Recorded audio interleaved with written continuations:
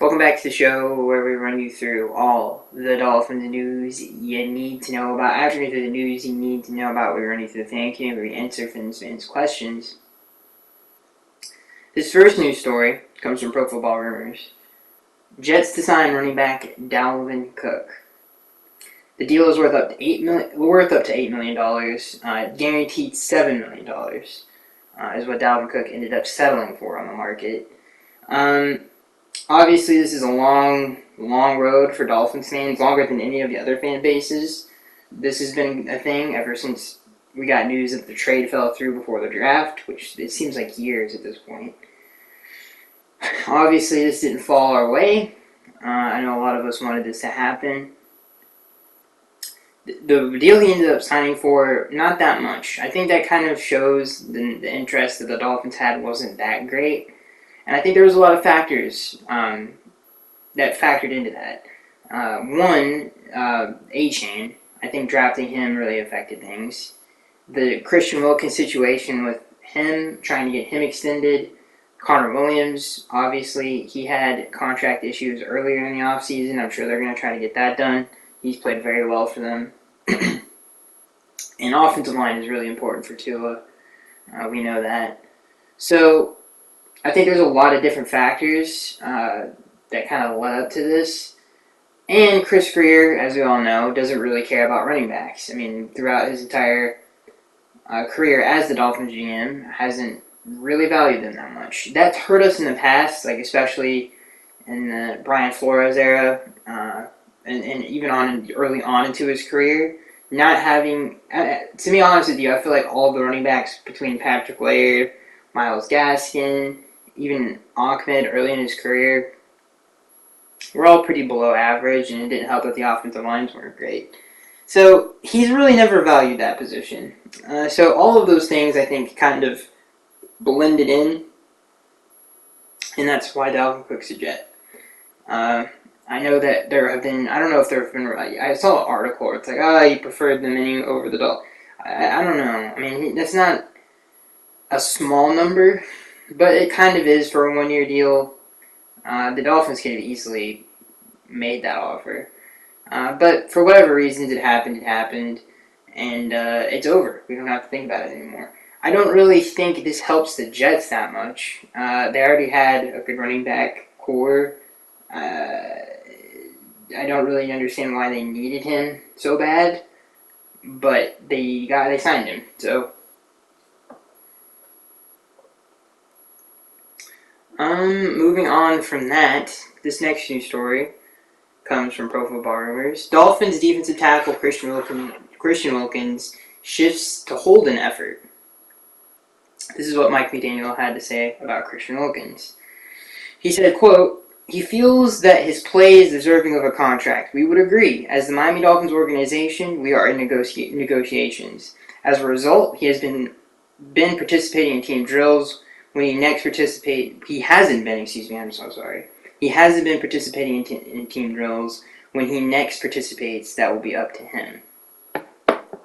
Apologize for that. And he didn't play in the preseason game either. Which sucked because I was like, we didn't get to see Jalen Phillips and Bradley Chubb and Christian Wilkins in the inside. But Deshaun Hinton played well in his absence. But he's a great player. He's one of the best players in the NFL. He's one of the best players at his position. I hope he gets this contract. I think we all do. It sounds like he's going to get it, even from what Mike McDaniel just said in that quote, that they are in negotiations, and it's been reported for a long time that they haven't even been talking to each other. So it's nice to know that they are, and they're going to try to get a deal done. We've talked about this before with this situation. And again, I don't know if I've said this with because the news story is from Pro Football Rumors, but he's an underrated Dolphin. Like, he really is. He's one of the better first-round picks we've had in a long time. I mean, the last 5, 6, 4 or 5 drafts, maybe I'm losing count at this point, have been really good, and the first-round picks have been really good as of late. And he's a good example of that. I mean, he's I think, honestly, to be honest with you, he's exceeded my expectations for him. So he's a great Dolphin, and I hope he gets signed for a long time. This next news story: Dolphins left tackle Teron Armstead. Again, excuse me. This next news story comes from Pro Football. Can't speak today. This next news story comes from Pro Football Rumors. Dolphins left tackle Teron Armstead aiming to play Week 1. If you weren't following this, I'm sure every Dolphins fan knows this. He was carted off in a joint practice against Houston. He then posted a video on his Twitter of him walking. And according to Ian Rappaport of NFL Network, says his goal is to play Week 1. I hope he plays Week 1. It's been interesting. The Dolphins have had weird luck with free agent left tackles lately, and Brandon Albert is way worse than Teron Armstead in terms of, he was hurt all the time and didn't try to play through it as much as Armstead does. He obviously works hard at it, and he loves the game, and which is great. But I think we all hope he can come back healthy, especially against the Chargers. We all want him out there. But he's barely practiced all year, at all. And, I just hope he can play Week 1. But it does make you wonder, and I don't want to talk bad about Armstead, because when he's on the field, he's great. But if you were Chris Greer in the offseason, and especially with all the tackles changing hands, I don't know, I would have at least considered. All right, maybe, we at least maybe go out and get a Rolando Brown or trade for a Taylor from Jacksonville. I'm blanking on his name. His first name. And maybe play him at right tackle, and if something happens to Armstead, we can swing him to left and start at Austin Jackson at right. But hopefully he can stay relatively healthy for the regular season. Because we need him. He's a very, very important piece to the puzzle, which is the most obvious thing I could have said, but you all know how important he is, and it sucks that we have to deal with all these injuries all the time. This next news story is really, I think, underratedly important, and I hope it gets done, because I think this is a really good opportunity for the Dolphins, especially since Eli Apple's been playing terrible. Which I don't think any of us thought would. I feel like that's about what we all thought. But this next news story comes from Pro Football Rumors. Cornerback Bryce Callahan visited with the Dolphins. It was 2 days ago, I think. Obviously, he goes way back with Vic Fangio. He's played in the system before. I think Vic was around when they drafted him, if I'm not mistaken. Played in a very similar scheme with Brandon Staley last year, so he's played in this defense for pretty much his entire career. And he's played at a very high level. I was just reading an article that a Chargers beat writer wrote about how good he was for them last year. And how he's not looking forward to playing him if he becomes a Dolphin in Week 1. I thought that was interesting.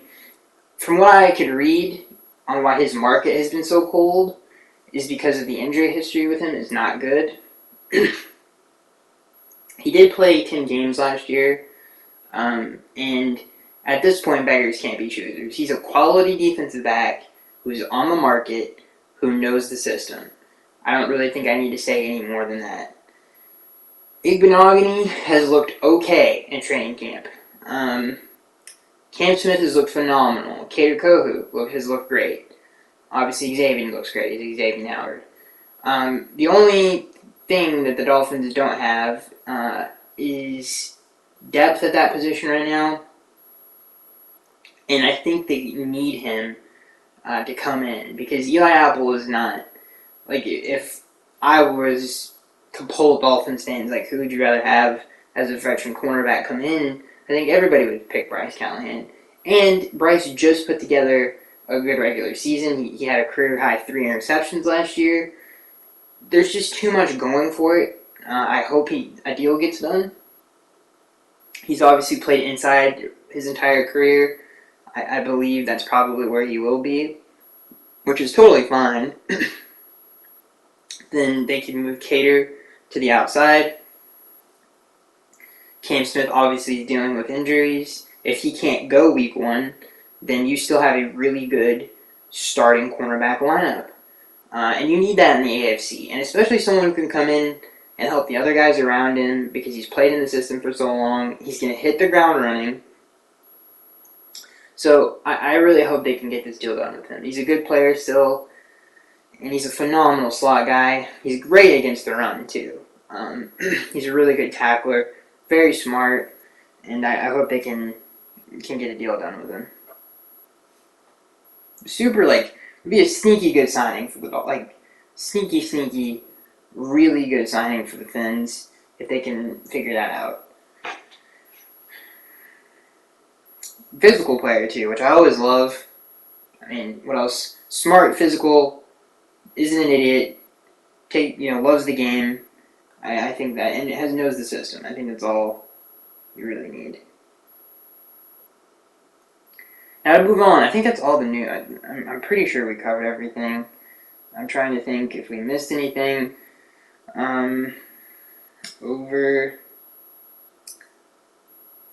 I do not think we did. We covered pretty much everything. Alright, so let's move on to the Texans-Dolphins game, which was hype. Because I did not know that Tua was going to play in this game. And when we walked off into the field, I was like, you gotta be kidding me. This is great. It's Saturday? It's a Saturday. It's 4 o'clock. The Dolphins are on, and Tua's playing, and it was great. And we got to see some of the offense, too, which was good. We see I forgot to say Tyreek Hill as well, and Robbie Anderson, or Chosen Anderson. The first time we really got to see him in the lineup, and it was cool to see Braxton out there with him. And he really did get involved in the entire game today, and he looks good. And like I've said before, I'll say it again, they didn't have this receiver last year, and I think that was a big problem. He's really going to help on longer drives and converting third downs. I think he's the perfect inside possession receiver that the Dolphins really needed. And he's really good after the catch, too. And I've always liked him ever since he came out of the U. And I hope he can really kind of get his feet under him in Miami and take off. Because I think he has the talent, too. So it was nice to see everybody out there together. And that's where I really want to start. Is with the first team drive.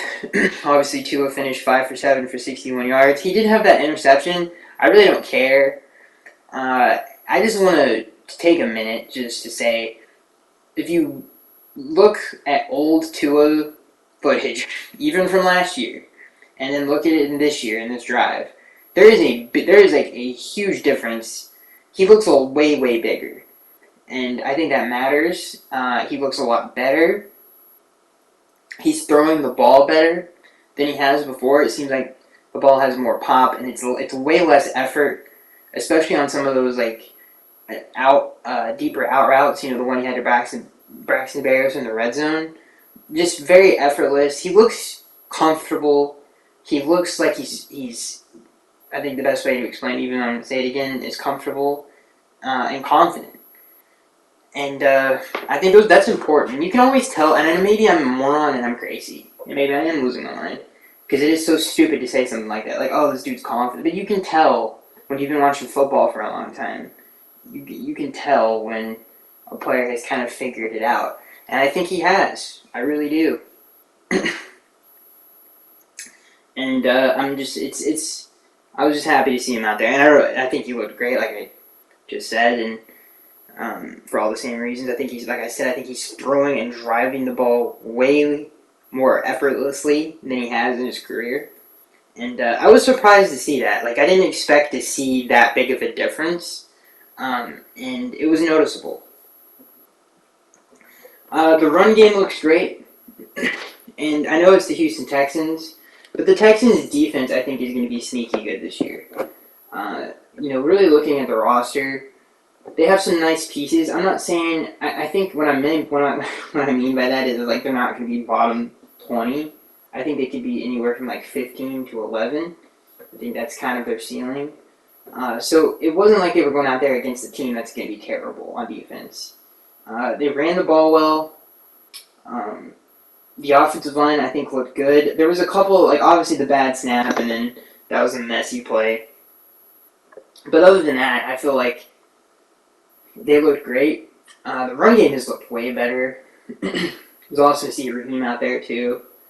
No penalties, which was a breath of fresh air. Thank God that there was no penalties in the entire first half of the game. So I'm glad that that's finally like being hammered home because obviously it's been a big issue. Um, but yeah, man, if they can get this run game going, they're going to be they're going to be the best top 3 offense in the NFL. Like that's exactly what they were missing last year was a run game and a third option on offense.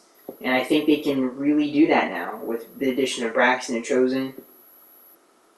I think that and especially Braxton, I think that fills that hole. And what else was I going to say? Yeah, I think that really sums it up. Yeah. And which I want to talk about, which brings me to this, which I think is interesting, is like who is going to be the second running back? The second running back is interesting, especially after this game. And again, and I want to say this, and I'll say it a million more times, the run game has not looked this good, and I don't care that it's preseason. It hasn't looked this good in preseason in years. I think I legitimately think it's improved. I hope that carries on into the regular season. But even in the preseason, like it hasn't looked this good. But the second guy out is going to be interesting. I mean, Ahmed lit it up in this game. And I know Myles Gaskin got his opportunity last week and did good with that opportunity, but Ahmed looked good. He had 12 carries for 99 yards. He averaged 8 yards a carry. He looked explosive. He had good vision. He stuck his foot in the ground a few times. He looked better in the offense than most of the running backs I've seen all year. So, and definitely better than Jeff Wilson did last year. He made somebody miss on a swing pass. He was making plays left and right. Ahmed has done this in spurts. Omar Kelly brought this up in a training camp article, which I think is, very important. He hasn't been able to do it consistently. But I think maybe the stars have aligned. The offensive line's better. It's the best looking running offense that he's had since he's been a Dolphin. And I think it's a system that fits his skill set. And he looks better than he has before. And I think it's going to be interesting because Jeff Wilson doesn't have that kind of juice. And especially not in the passing game. So I don't know who that second guy is going to be. A-Chain, God bless him, he had 6 carries for 27 yards. He has the rookie syndrome right now where he needs to figure out he needs to get comfortable in the offense. I don't think he's comfortable in the scheme yet. He did have that really nice third and long run, but he just doesn't look as comfortable as Ahmed did in the running game yet, which will come in time because his ceiling is as high as anybody's. But it's just interesting, man. Like, what are they going to do? What is the rotation going to look like? Because after watching that game, I was like, man, he just looks good. So I don't know what they're going to do. Jeff Wilson really bummed me out last year at the end of the year. He just didn't look good. And I really hope that that gets figured out and we can get a solid 2 there. But Jeff Wilson, sneaky cut maybe, because it's like, who do we really want touching the ball in the backfield? I think it's probably right now Ahmed and A-Chain. It's definitely not Jeff Wilson, at least in my opinion. And maybe Jeff can come back healthier. Because he was banged up at the end of last year, but dang, man. He had a lot of moments where it was like, you make that guy miss, and that's all we really needed, and he never did it. So, I don't know. I hope that we make the right decision with this. We talked about the receivers. Cedric Wilson looked really good in this game.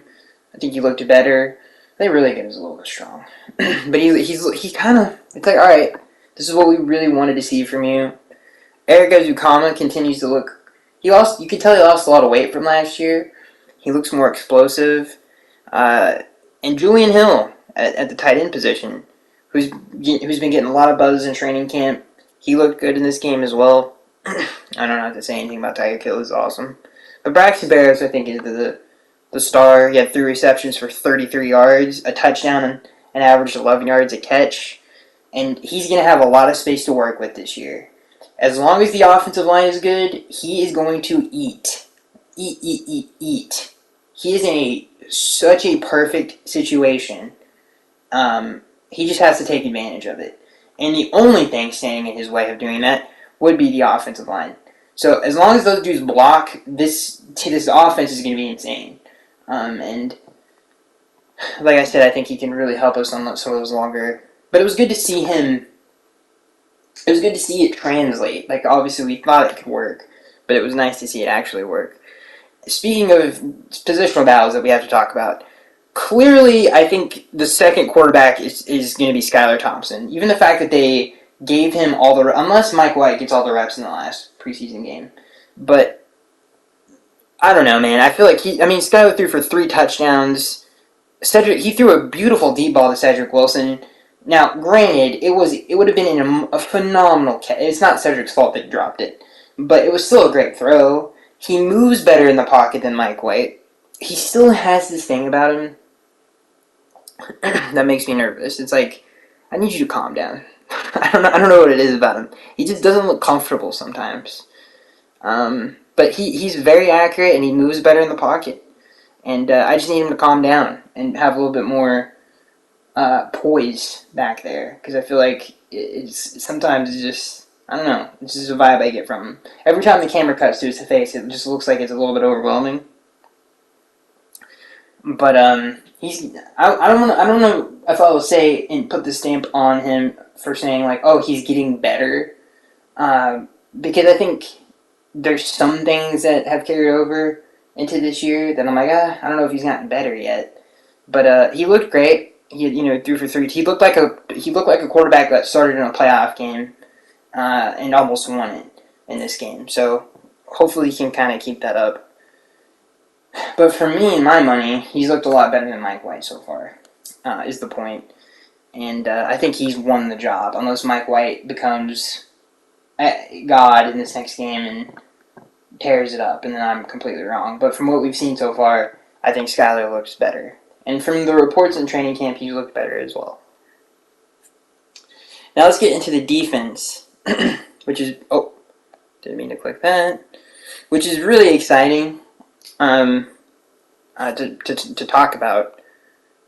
Obviously, the Dolphins were able to get out of the red zone, which was a huge issue for them last year. On critical downs, they always did something dumb, and they didn't in this game. Now, it's preseason, and it was against a rookie quarterback. But at the same time, it was nice to see them get off the field on a critical down and not mess it up by a dumb penalty or someone busted a coverage or something stupid happened. So that was nice. In terms of newcomers that shined, I think the obvious one is David Long. He looked awesome. It made me wonder what the heck everybody was talking about. Like, why was everybody worried about the middle linebacker? He looked phenomenal. Like, he looked great. He was making a lot of plays. He was moving fast. I loved it. I'm trying to think of other people. Deshaun Hand looked good. Jalen Phillips and Bradley didn't play at all, basically. They got a few snaps. We didn't really get to see them all that much. Xavier looks good. What else? What else popped on defense? In terms of a newcomer, I think we pretty much covered. Jamal Perry made a couple nice plays. Agude made a lot. He made a really nice run stop. He continues to look good. I believe Reed had about one play where I was like, oh my god. I don't know if we want you coming off the edge ever, where he kind of got his ankle snapped by C.J. Stroud. But I think the good news is without Christian Wilkins, the front still looked stout. It looked good, and it's like, okay, well, that was one of our best players in the lineup wasn't out there. So that's good. And no, I forgot to mention, Channing Tindall looked great. He looked the best he's ever looked. Looked comfortable. Looked like he knew what he was doing. Was moving fast. Covered really well. So that's good. That's really good news for the depth. We also saw a little nugget here. Van Ginkel obviously been playing inside, and in this game primarily played on the outside. Don't know what that means. Maybe they've kind of killed that. I don't know. Jerome Baker looked good in this game. The only question mark I have about the defense, and Deshaun Elliott, he was around the ball like a few times. The only question I have about the defense is not the linebackers, but it's the safety. Like, who's playing next to Holland, especially with Brandon being hurt. I think that's the only real, all right, what is that going to look like? And maybe that can be solved with, someone like Bryce Callahan. Maybe they can move some people around. But it's going to be interesting to see who kind of settles into that spot. Because as of right now, it's kind of like, who is going to be that guy? But the defense looked good. I just can't wait to see Bradley and Jalen on the same field together. I'm so excited about that.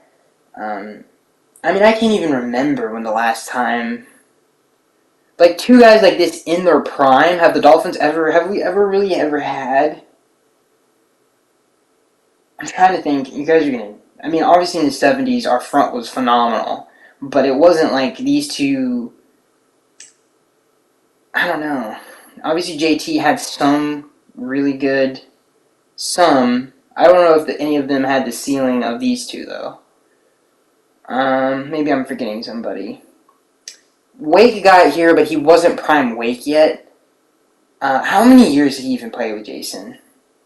Was it 2 or 3, maybe? I can't remember. But it's never like this. Like, I'm trying to think of one, and maybe somebody can tell me down, and I doubt anybody will if you've made it this far, but yeah, I'm pumped to see those two together. So that's it, guys. We covered it. There wasn't really anything else that happened in this game. We covered Skyler. He looked good. Obviously throwing for 3 touchdowns. He seems to have won the second job. And yeah, we covered everything. So that's it. Hope you guys enjoyed it. Team looks really good. Tua looks really good. And I'll see you guys in the next one.